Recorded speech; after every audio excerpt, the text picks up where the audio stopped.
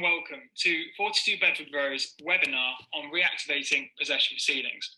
My name is Max Gordon, and along with Neve O'Brien, we'll be taking you through the reactivation process, the situation landlords and tenants find themselves in following the state proceedings due to the pandemic.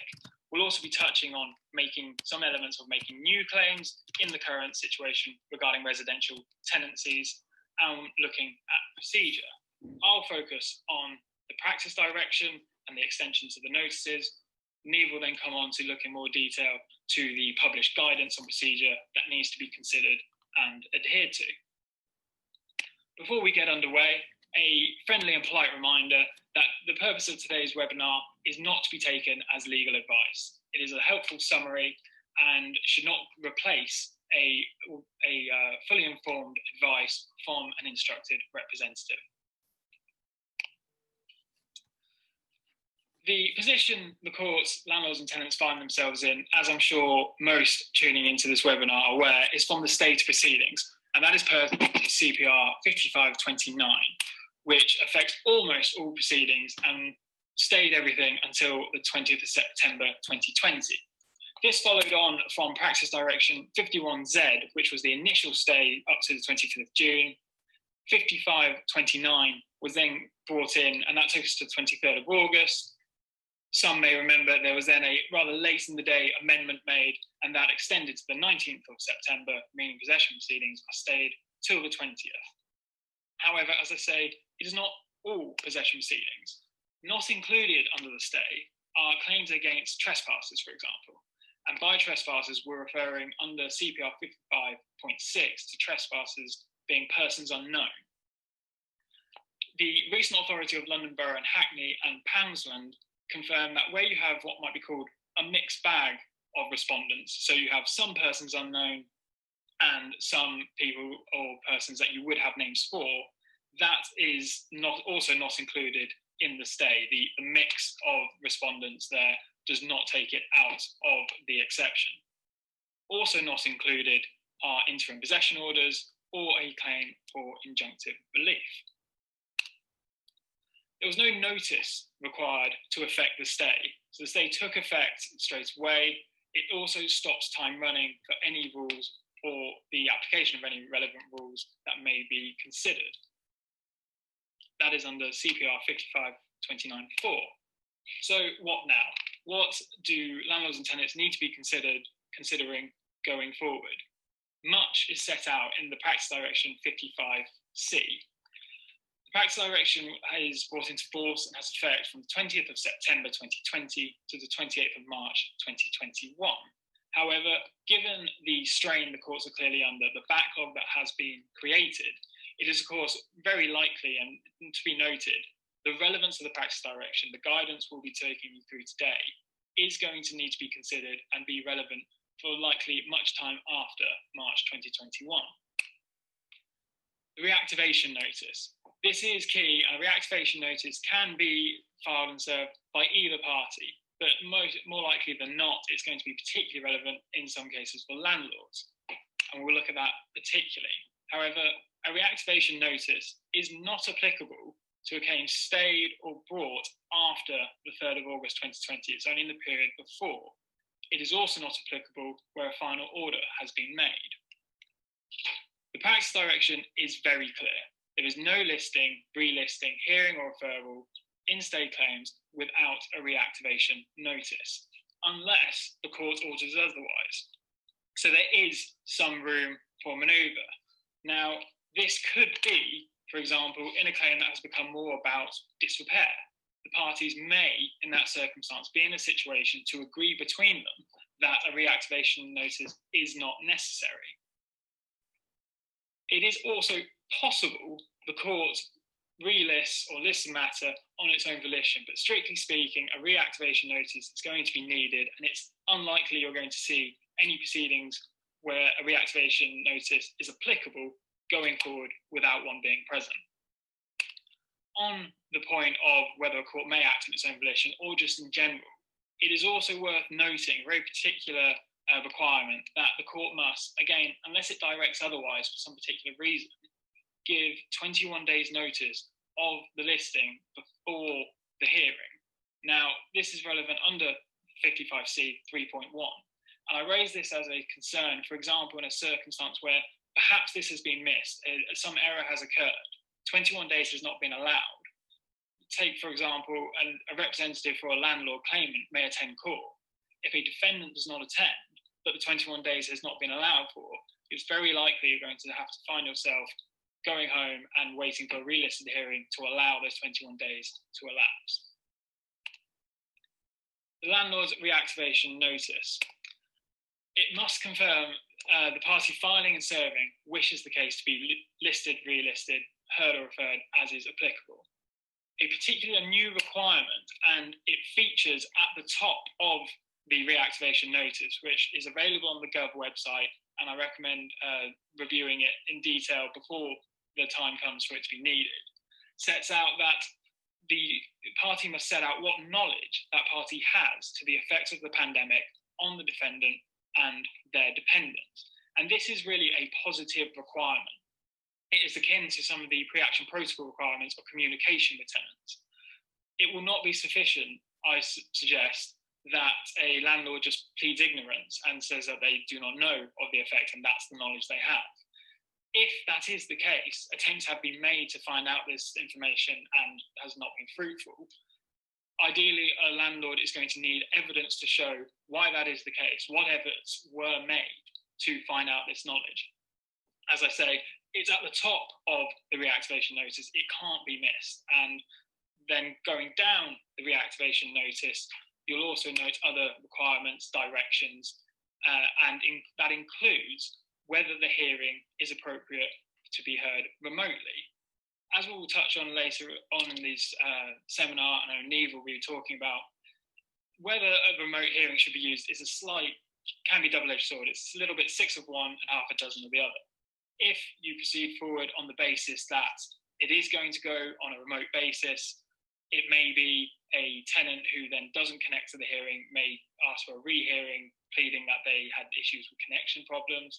On the other side of the coin, if a face-to-face hearing is preferred, and indeed that's the starting point for possession proceedings, it may be that a tenant doesn't attend, whether they are trying to avoid attending or not, because they say that they have issues of coronavirus, which means they cannot attend. The reality is, unfortunately, that many ineffective hearings may be forthcoming. Also, with the landlord's reactivation notice, you need to serve an up-to-date rent account, and that's for 2 years of the 2 previous years of the rent account before the hearing and the notice. The deadline for reactivation is 4 p.m. 29th of January 2021. If no reactivation notice received by that date, the claim will be automatically stayed. However, it's notable to lift the stay is not considered relief from sanctions. So relief from sanctions guidelines and principles do not apply in that circumstance. So stayed claims where a case management direction has been made. This is practice direction under 5.1. You must file and serve with a reactivation notice the last directions order with new dates for compliance, and either a draft of the order setting out the additional alternative directions and a statement in writing that no new directions are required and that an existing hearing date can be met. Again, there is the point on the suitability for remote hearings.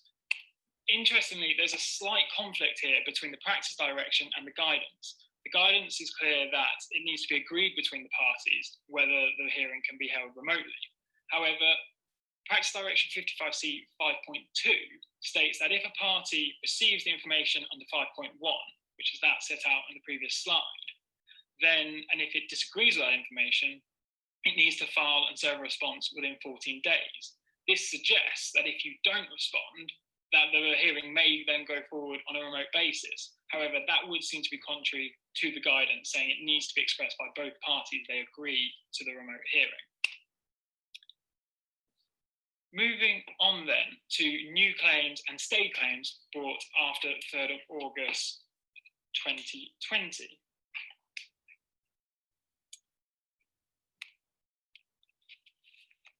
As I've stated earlier, these proceedings do not require the reactivation notice in the prescribed form. However, a notice is needed and there is no prescribed form for that notice. It, however, must contain certain information. It must confirm compliance with the pre-action protocol for possession claims by social landlords, if that is applicable. Whilst not a requirement, it would be good practice as well to set out whether the golden rules for National Residential Landlords Association have also been followed. It must also then set out the knowledge of the effects of COVID-19 on the parties and on the defendant, just as it was in the reactivation notice. Again, this is a positive requirement that requires landlords to engage with the tenant. The notice must be served on the defendant not less than 14 days before the hearing, and you need to bring 2 copies of that notice to the substantive hearing. Going on to consider the extensions to the notice periods. This is applicable to all types of tenancies, but the exceptions do apply differently to the different types of tenancies, and we'll come on to those in a bit more detail. Notices served between the 26th of March and the 28th of August 2020 extended to 3 months. Those served between the 29th of August and the 31st of March next year, 2021, are extended to 6 months, unless the exceptions apply. Also notable, if you're referring to Section 21 proceedings, if it's served between the 29th of August and the 31st of March 2021, then the time to start proceedings after the service has been extended to 10 months. On the Section 21 notices, it's also relevant to consider the transitional provisions. And I'm aware there is a concern that on the face of the wording, as it appears at the moment of Section 21, there is a concern whether the 3-month notice in the relevant period from the 26th of March to the 28th of August will be valid. However, on the wording of Regulation 4 for the Coronavirus Act 2020, Residential Tenancies, Protection from Eviction Amendment, England Regulations 2020, quite a mouthful, provides that it does. This could be quite a contentious point, and parties could come to court trying to assert that the 3-month notice is not valid because of the wording of Section 21 as it stands. So I advise it would be helpful to have Regulation 4 to hand, bring it to court, to have it ready should that argument be raised. So going on to the exceptions.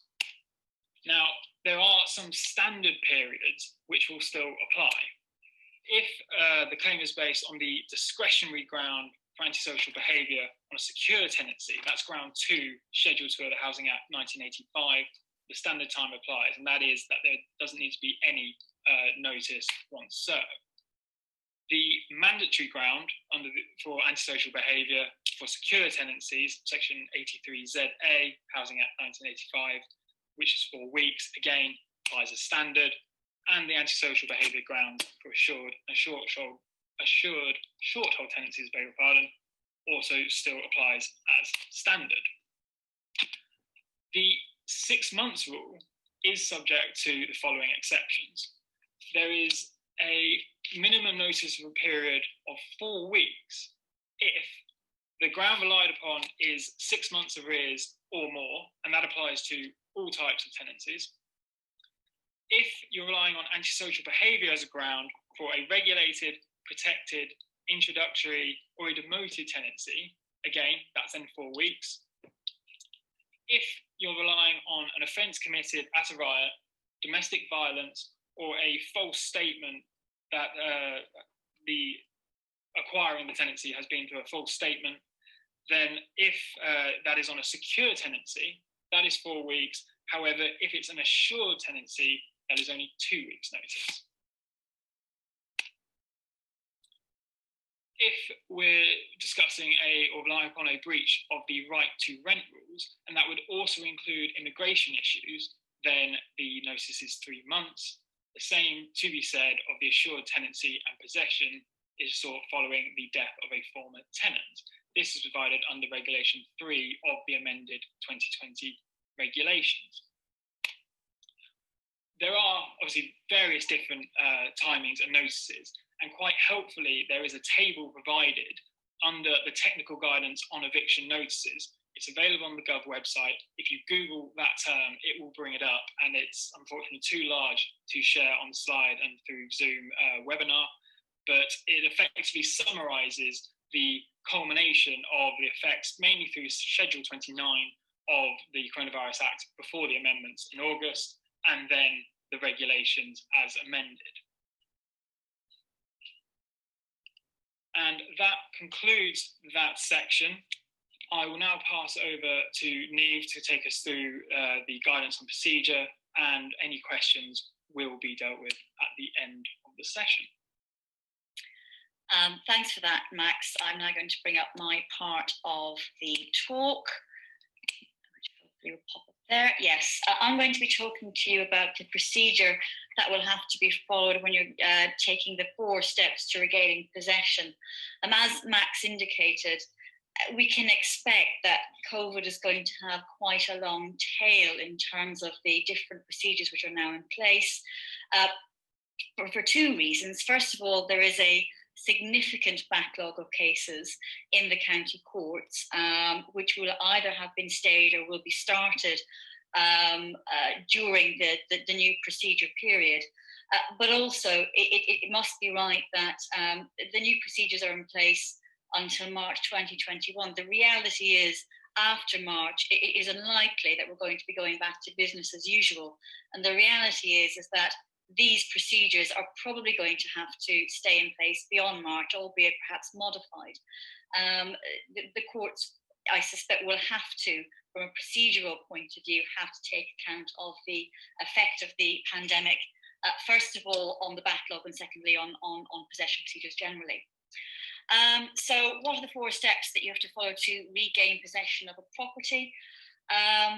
Obviously, we're doing this more from the point of view of the claimant being representing a claimant landlord, but obviously I hope that this is of some use to those of you who represent tenants. So thinking about the 4 steps that you've got to now take, obviously, as Max has spoken to you about, you've got to reactivate the stayed claims, and that's the procedure that is set out within CPR Practice Direction 55C. After that, you would proceed to the review hearing. Now, the procedure for review hearings is not contained within the practice direction. For the procedures for this, you're going to have to look at 2 different documents. The first being the what's been called the overall arrangements, which have been published by the Master of the Rolls.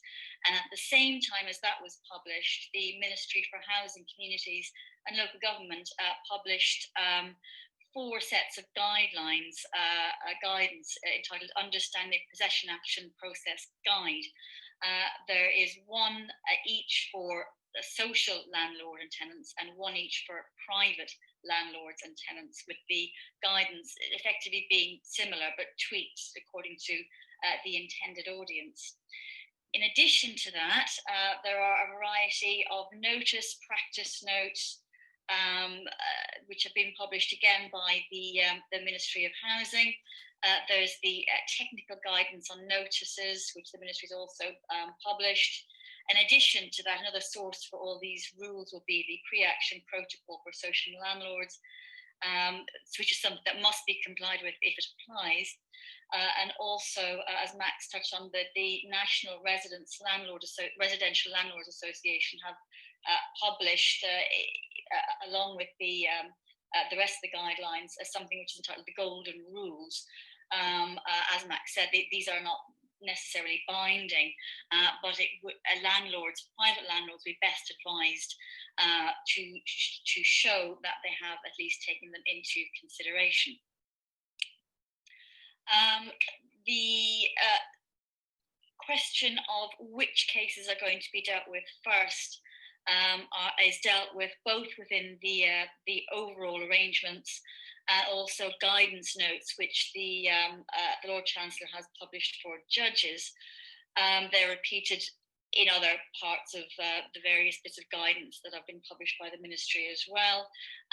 Listing priority will be given to cases involving antisocial behaviour, what's described as extreme rent arrears, squatters and other trespassers, domestic violence cases, cases where either the tenancy has been obtained by fraud or where there's been unlawful subletting, where the tenancy has been abandoned, and finally, recovery of temporary accommodation. That's temporary accommodation that is granted by local authorities to homeless applicants under Part 7 of the Housing Act 1996.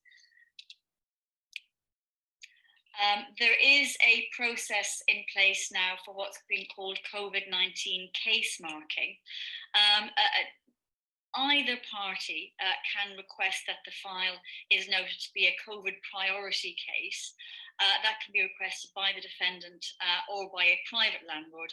Public landlords are not afforded this facility. There's no set way of asking the court to do this. Most people, I suspect, will do it by letter or email. The COVID-19 case marking is available where either the pandemic or the stay that the pandemic has caused to be in place has had a particular difficulty, has caused particular difficulty to the person asking for the COVID-19 case marking to be placed on the file. If the request is made, the expectation is that the file will be marked as a COVID-19 priority case unless the other side object to that. And what is the relevance of this? Well, the overall arrangements indicate that if the file has been COVID-19 marked, then this is something that can be taken into account either when considering priority for listing and for possibly for case management. The kinds of cases that can be COVID-19 marked are set out in the overall arrangements. There is an expectation that if you look at those, page 6, that if it is the claimant landlord who's looking for a COVID-19 case marking, first of all, that the landlord would have to show particular hardship being faced by the landlord as a result of the stay, and also the court will expect to be informed whether the claimant landlord has received assistance under a COVID-19 scheme, such as, for example, a bounce back loan, or perhaps where they've been given a time off for their mortgage payments. If it is the defendant who's looking for a COVID-19 marking, the kind of information that the court is going to want to see before it does that is, first of all, to have some kind of details of the effect that the defendant says the COVID has had on him or her. The court will also want to know whether or not there were material arrears outstanding before lockdown started in March. And in general terms, they're going to want to know about what the defendant has done about making offers to the landlord to pay something towards the rent. I think the reality is that the defendants who have effectively sat on their hands as far as paying rent is concerned and paid nothing are not necessarily to be afforded a COVID-19 case marking unless there was a very good reason for them paying nothing at all. The review hearing, which was touched on again by Max, that hearing will take place in relation to all claims, new claims and state claims. The procedure for the review hearing is not set out in the Practice Direction 55C. It is set out primarily in the overall arrangements published by the Master of the Rolls. And it's also set out to some extent in the 4 different versions of the guidance that the Ministry has published. And the review hearing will not be listed any less than 21 days after the reactivation notice has been filed either by the defendant or more likely by the claimant. The review bundle is going to be of significance in this, because if there's any problems with the review bundle, you can expect that the court will either adjourn the matter or possibly even strike out the claim in its entirety. And again, that is something that is made clear in the overall arrangements for possession proceedings. The review bundle must be prepared by the claimant. He or she must provide an e-bundle to the court and a paper bundle to the defendant 14 days before the review hearing. Now, the arrangements indicate that it should be 14 days. It must be right that will be read as not less than 14 days. So if you provide it perhaps a little bit earlier than that should be fine. The review bundle must contain all the required information, and that's something that comes from the overall arrangements. And the overall arrangements also indicate that the enhanced information about the defendant and his or her dependents, and particularly the effect of COVID on them, must also be included. So that will either be set out in your reactivation notice, which has a special box for providing that information, or alternatively in the notice which claimant landlords are expected now to file with their possession, with their claim form, particulars of claim. It is important that this review bundle is in order, because the court does have the power to dismiss the claim in its entirety if it is not satisfied that what has been given for the review hearing is complete. So it might be thought then that it's particularly important for landlords to have clear guidance as to what has to be in the review bundle. Unfortunately, there isn't really a great deal of guidance on that. There's nothing in Practice Direction 55C. There's no real guidance in the overall arrangements, which is surprising, I think, because it is the overall arrangements that make it clear that if you don't get the bundle right, your claim can be struck out. The guidance notes that the ministry has provided indicate that the required documents for the review bundle be the claim form, the particulars of claim, information about the tenant, how the tenant's been affected by coronavirus, and also the tenant's defence, including whether they've marked the case as being affected by COVID-19. However, if you look at the standard form notice of review, which again is available online, which is the notice that the court will send out to the landlord and the tenant once it has fixed a date for the review hearing, that notice indicates that the landlord, the claimant, must file all of the documents filed to date in relation to the case, and also information required by Practice Direction 55 2.3 subparagraph 5, and that relates to housing benefit. So I would invite you, when you're doing your review bundles and they're being prepared, to look at the guidance, the ministry guidance, but also look at the notice of review, and just make sure that you've got all of the documents that they require, both of those documents require, included in your e-bundle. In addition, there must be something within the bundle confirming that the landlord or the claimant has served a paper copy of the bundle on the defendant, and also the claimant must confirm that he or she or a legal representative will be available on the review date to take any calls in relation to the case, or that they will be at court. The review appointment procedure, again, is contained primarily within the overall arrangements.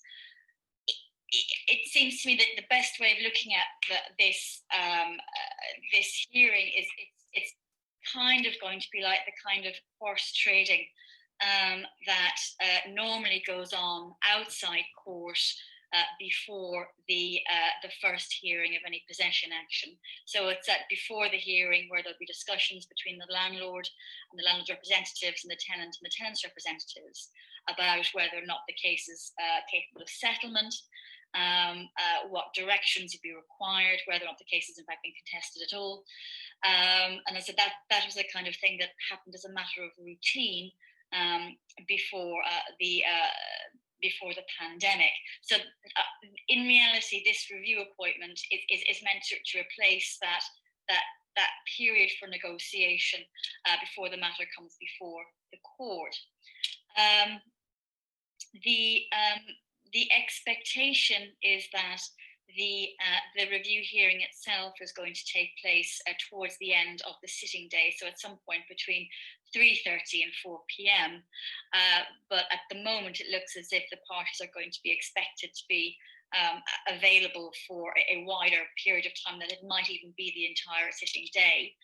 But there will be more information available on that, obviously, when the review appointment notification comes through from the court. The expectation is that the parties and the duty advisor must be available to each other either at court or on the telephone. There is an expectation that the parties will be expected to agree an order or agree directions before the matter is looked at by the judge. The expectation is that it will be the duty advisor who is in direct contact with the court in the event that either there's an agreement on disposal, or there's a settlement, or there's an agreement on direction. So the expectation is that it will be the duty advisor, which is the liaison between whatever it is that the parties have managed to come up with between themselves and the court. The duty advisor will be provided with a copy of the e-bundle by the court. Claimants would be obviously best advised, if they are speaking to the duty advisor, to make sure that this has happened. If no agreement is reached, if the court doesn't hear from the duty advisor or from anybody else that there's an agreed order on directions or for settlement, then the expectation is that the court will simply proceed to list the matter for a substantive hearing not less than 28 days later. There is a possibility for those substantive hearings to be remote. And I think that the expectation is that most of them are probably going to be in person, unless there is a good reason for the parties not to be able to attend court. As Max indicated, it's a bit of a double-edged sword, because you can see situations where the substantive hearing becomes ineffective, regardless of whether it's remote hearing or in person, because the landlord and the tenant have not can't come to an agreement as to whether it should be remote or in person, or alternatively, if there is an agreement it should be remote, that there's an assertion that one party or both parties have got connection issues. So there we are. Assuming that you've jumped through all of the hoops and you've ticked all the boxes and you've given everything to the court that the court needs, and that you have your old pre-lockdown order that you want to enforce, or you have succeeded in obtaining a possession order subsequent to September of this year, then the mind will switch to how do we enforce.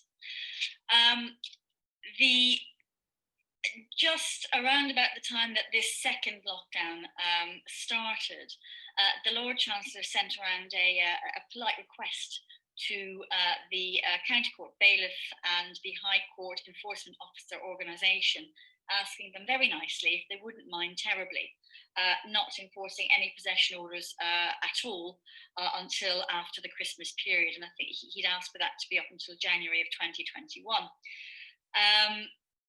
This didn't go down very well with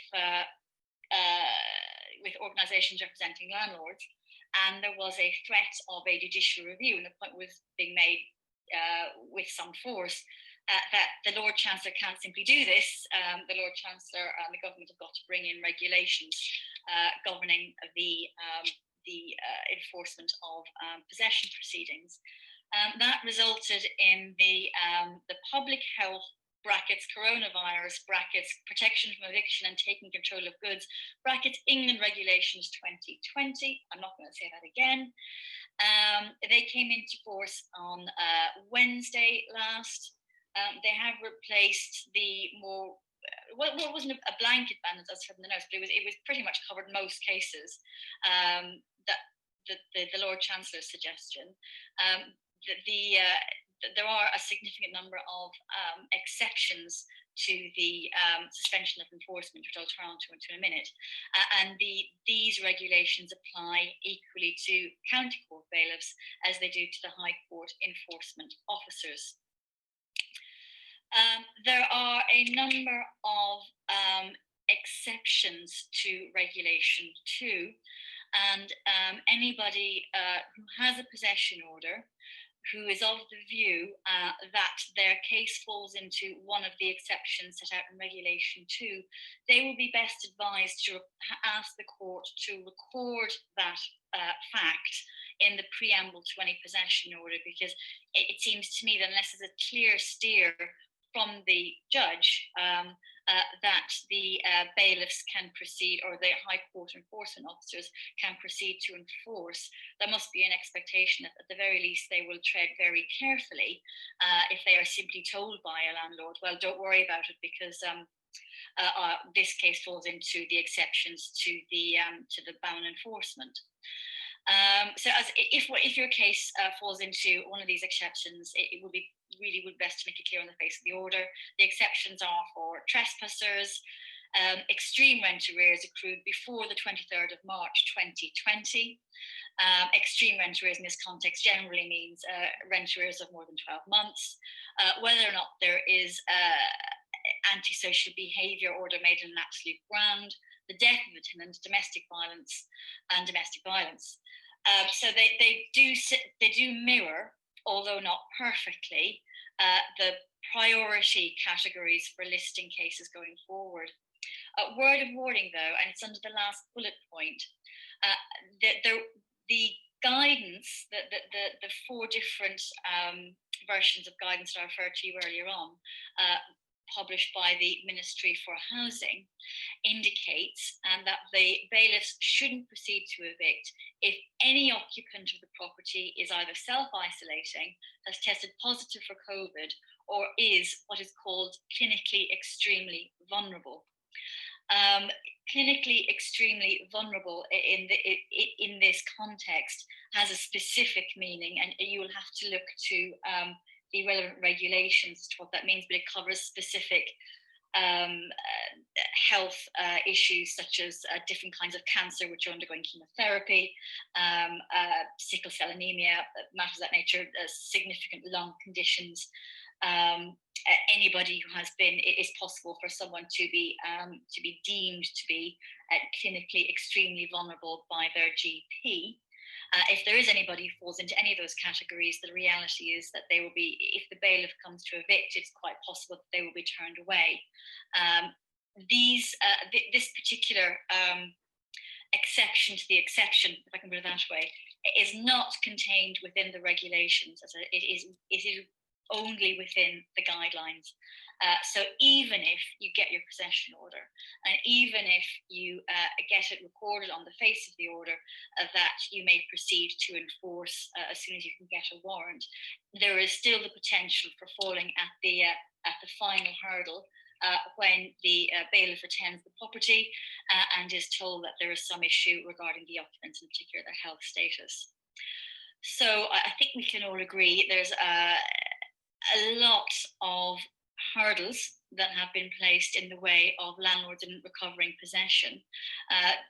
The most obvious one is the fact that you're going to have to wait 21 days between the reactivation notice, at least 21 days between the reactivation notice and the first review hearing, and you're going to have to wait at least 28 days after that before you get a substantive hearing, and you may be waiting some time after that before you can get a bailiff's warrant. And by my rough calculations, that's taking us very close to the March 2021 in any event. And what the landscape will be like after March 2021 is anybody's guess. Anyway, thank you.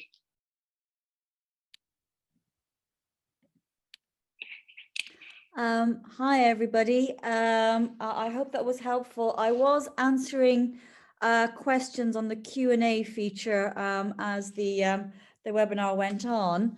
But if anybody wants to put their hands up now and ask a question, now is your chance. Max, I think we did have some questions flagged up from members of the housing team, didn't we, before we came on? Yes, I did have one or two. I'll just turn to that. Yes, one question we had was, if the court has listed a hearing before the stay was lifted, can that hearing go ahead, even though no reactivation notice was served. So I think there's one point to pick apart here first. When it's asked if the matter was listed before the stay was lifted, obviously, unless it's one of the exceptions, there wouldn't and shouldn't have been a hearing while the stay was effective. However, if the matter has been obviously listed for the future with no reactivation notice, the answer is yes, it can be so listed and heard, because whilst the reactivation notice is set out in the requirement, there is the caveat, unless the court orders otherwise. And indeed, that does also apply to the 21-day period. Whilst it is the expectation that the 21-day period must be observed, that is also unless the court directs otherwise. So there is some leniency effectively to give the court that ability, if they think there is reason to, effectively, yes, that can be listed and it can be heard at the court's discretion. But you'd have to assume, wouldn't you, that if that happened, that it would have been listed by somebody in the court office in error. If no one had asked for that to happen. I mean, that has happened to me, where things have just been listed for reasons that no one can explain. I mean, I think you might be on to a bit of an uphill struggle to convince the court to waive everything just because somebody in listings clicked the wrong button or something. I don't know. Yeah, I agree. It's happened to me as well. And a judge very kindly started setting out the case for listing in person as I tried to interject to point out actually the hearing shouldn't be happening. Yes, if I was in the position of a landlord and this happens, particularly if you're thinking in the example I gave, if landlord turns up and the tenant doesn't, if it's been directed for the court, that you can argue definitely that, well, the direction's here, that's why we're here, it has been listed by the court. But in my opinion, I think judiciary and the courts are going to be very reluctant I mean, in the circumstances where it's happened to me, what we have done, or I've asked my solicitors to ring up the court and just say, are you sure? And inevitably that has resulted in the case being taken out of the list because it's been listed in error. Yeah. No, I agree. Right, I've got another question.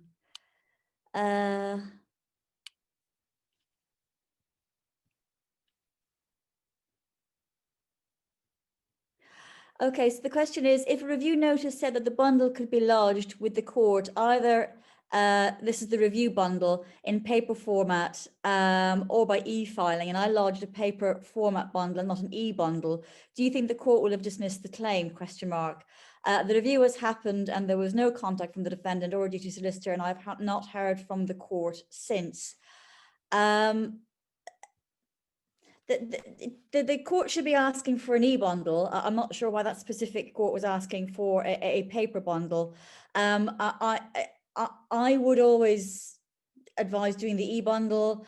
If you filed a paper bundle and you've not heard anything, the answer is I don't know. You're just going to have to see what you get back from the court. I mean, you can try contacting the court, but that is usually can be difficult at the best of times. So I hope that answers that question. I would just add, not strictly necessarily just with possession proceedings, but it does seem to be some disparity in different courts' approach to remote hearings and electronic bundles, what bundles are required. So even if there is some notice or request that doesn't quite fit with the guidance or required procedure, I would advise following the guidance and the procedure as well, because there is some inconsistency from judge to judge, from court to court at the moment, as everyone is doing the best they can. So if you belt and braces is definitely the safest option.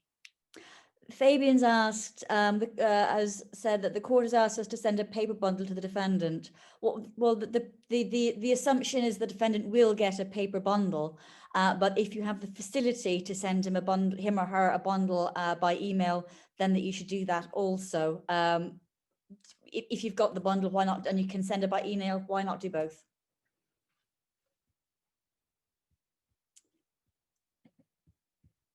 I think that's all. I mean, do feel free, everyone, to give us a wave or to unmute to ask the question live. But if you'd rather not, I understand. Just to let you all know, the slides can be emailed to anybody who requests them. You can either send an email to Chambers and they will get in contact with me or Max, and we're happy to email them out. We may, I think, in fact, for these seminars, what we have tended to do is just simply after the seminar, send an electronic copy to everybody on the distribution list for the invites. But if that doesn't happen, then please do feel free to get in touch with 42, and we will make sure that you're supplied with a copy of the slides. Oh, I've got another question. Oh, no, I don't. I thought I saw a hand raise, but I'm afraid I now can't. Yes, Anna Coley, I think we should be able to unmute you if we ask you to unmute yourself. Okay. Hi there, Anna. Can you hear me? Yes, we can. Yeah, I think Niam did answer the question, but not fully. My question is, has the court got the discretion to forward e-bundle for a review hearing to duty solicitor without recourse to the other party? So without recourse to the claimant or to the defendant? Yes, but You mean because it's my understanding that be it claimant or defendant, I mean, in this instance, it will be the defendant who will have to instruct the duty solicitor. So, but in the slides from the presentation, he mentioned that the court can forward e-bundle to duty solicitor. So my question is this: if there is a review hearing, and it says also on the slides that parties will not be required to attend court except, if they are asked to come, it will be over the phone. So in a case where they have provided their contact telephone number to the court, would the court now, out of their own discretion, forward e-bundle to duty solicitor without the defendant actually instructing the duty solicitor? Okay. It is my thinking that it will be on the instruction of the defendant that the duty solicitor will be acting and not the court. Okay, I'm just going to read out to you what the overall arrangements say, and what they say is this. A new opportunity for the defendant to obtain free of charge duty scheme advice, and for the claimant and the defendant to reach agreement with the assistance of the duty advisor. If the bundle provided by the claimant to the court and the defendant has not reached a duty scheme advisor who is advising a defendant, the court will make a copy available to the duty advisor. Note the privacy notice and then there's something about data protection. So the answer is it's not immediately clear to me whether or not the contact has to be made first between the defendant and the duty advisor before the court will forward the e-bundle to the duty advisor. The overall arrangement seems to be keeping their options open. Okay. There isn't a clear answer, I'm afraid, but whatever the court does is the court's business. Ultimately, if you're representing a landlord, what the judge decides to do with that information is on him or her. Yeah, it's the reason I'm asking this question. I'm sorry, I'm taking your time because I'm reading the question. Someone asks a question about a duty solicitor being in attendance during a hearing, whereas the claimant was not represented because they were told not to come, and he did ask for the outcome and didn't respond to him. And I'm not sure he got an answer because I think the response is that you didn't understand that question. So at the back of that, that's why I'm asking this one, because if parties were not expected to attend in person and perhaps the duty solicitor attended for the defendant, that will not be fair on the other party. You see where I'm coming from. So that's why I just... The only communication that the duty solicitor is supposed to have directly with the court is to relay whether or not there's been an agreement. Okay, That's it. okay, that's fine They're the then. conduit to tell the court about, they shouldn't be making representations. They shouldn't Okay. be saying to the judge, dismiss the claim. Unless there's an agreement, the duty solicitor really shouldn't be in contact with the judge at all, apart from perhaps to say there's been no agreement. Good. Okay. That's fine. That's all. Okay, Thank you. no problem. There was a question I saw pop up regarding should the notice, so not the prescribed reactivation notice, but the other notice for after 3rd of August claims, be signed, and is a letter to the tenant re the effect of COVID considered enough of a reasonable step? To touch on the second part of that question first, there's no exact guidance, I'm afraid, but reading from the reactivation notice, for example, it says at the top, above the box where you fill in the knowledge, you are required to set out the knowledge you have as to the effect of the coronavirus pandemic on the defendant and their dependents. Please do so in the box below. This is very important. If you have no knowledge, you could consider taking reasonable steps to find out before using this notice. Now, what is a reasonable step? I'm afraid this could largely be something that will differ at judicial discretion, just as often you see some courts take more of an interest and more of a concern regarding how pre-action protocol has been followed and communication in terms of that. I would suggest just one letter that goes unanswered, it would be risking it. I think you are much better to have multiple attempts and evidence to support that fact, particularly where there has been no response, to show that you have taken reasonable steps. Just one letter, which the court could suggest to you, well, you don't know if it was received, would not be sufficient. I mean, these days, most landlords will have alternative ways of contacting their tenants as well. So you probably find that your landlord has got an email address or a mobile number, in which case just send an email or a text. And if it's not a particularly onerous thing to do, and it will show to the court that you have attempted to engage with this part of the requirements, but there's been no engagement coming back from the tenant. And on whether the notice needs to be signed, as we discussed, there is no prescribed form, I'm afraid. So that is not a point that we could categorically state at the moment. I would anticipate, given, for example, that the reactivation notice itself has to be signed, that some confirmation of what efforts were made. Of course, that would be covered perhaps if there was a statement to give evidence to that effect. But I imagine it does need to be confirmed in some way. Okay, well, I think we've got some discussions going on about, but I think we've answered all of the questions. Cyber, oh yeah, Diane. Hi, Diane.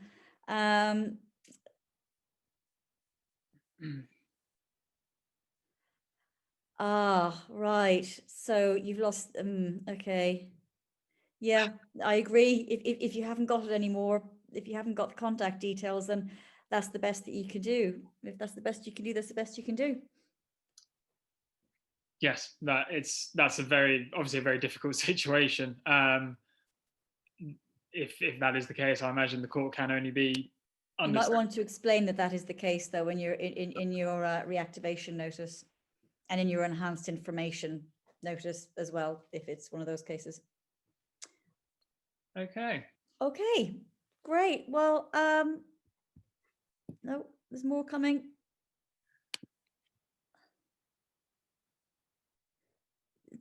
So Deborah, I've got a question for Deborah. Deborah, to confirm you mean the reactivation notice is not currently prescribed. it doesn't appear to be. No, there's no reference to any prescribed form in anything that's been published by the government so far. That they may bring one in, but at the moment there isn't a prescribed form of. There is a prescribed reactivation notice. But there isn't a prescribed form of the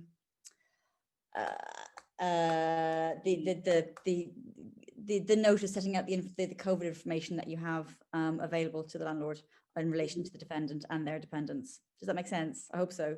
It's slightly split, Niamh. Sorry, just to jump in. The reactivation notice in the prescribed form does have a box for that knowledge section. Apologies. But if you're in a new case, you won't be using the reactivation notice, but there's no, for the enhanced information for a new case, there isn't a prescribed form. Exactly, yeah.